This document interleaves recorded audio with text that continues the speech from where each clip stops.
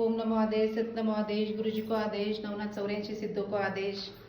आज आपण आपल्या नाथ दरबारामध्ये आदिती मयूर कांबळे हिचा आपण अन्नप्राशन सोहळा करणार आहोत। तर अन्नप्राशन सोहळा हा का केला जातो? 6 महिन्यानंतर बाळाची जी पचन संस्था असते ती सक्षम होते आणि त्या क्षणी पहिल्यांदा अन्न देण्याची प्रथा आहे।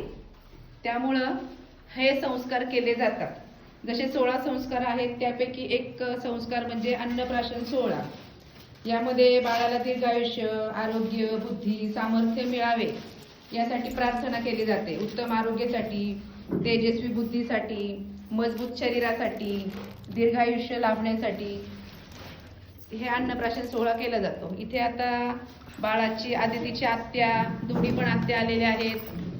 हे आहे तिचे वडील मयूर बापूसाहेब कांबळे, ह्या आजी आहेत, ह्या पण आजीच आहेत। इथे बाकी आपले नाथभक्त आहेत।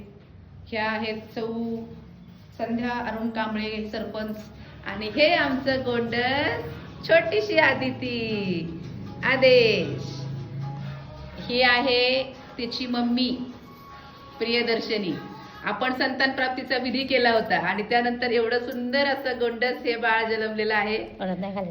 तर तिचा आज आपण हा अन्नप्राशन सोहळा ठेवणार आहोत।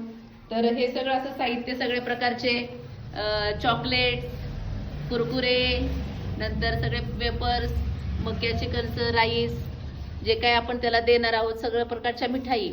आणि एका ताटामध्ये एक वही ठेवायची असते, फळं ठेवायचे असतात, सुट्टी नाणी, त्यानंतर देवाचं साहित्य, पेन, सोनं। हे यासाठी ठेवतात की याच्यानंतर बाळाचं ह्याच्यावरती भविष्य कळतं की बाळ काय उचलतंय, त्याच्यावरती कळेल आपल्याला ती शिक्षणामध्ये पुढे जाते, अध्यात्मामध्ये पुढे जाते का फक्त पैसे कमवण्यामध्ये, बिझनेसमध्ये पुढे जाते।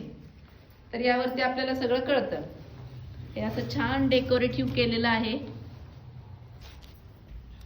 आणि पहिल्यांदा त्यांच्या फॅमिलीमध्ये हा सोहळा इथे होतोय। ते पण मी हट्ट केला म्हणून तो सुरुवात केली आणि ते पण आपल्याच दरबारामध्ये होते। त्यामुळे सगळे आदितीची काळजी आम्हीच घेणार आहोत। सगळे नाथ महाराज तिच्या पाठीशी आहेत। आदेश आदेश आदेश करा।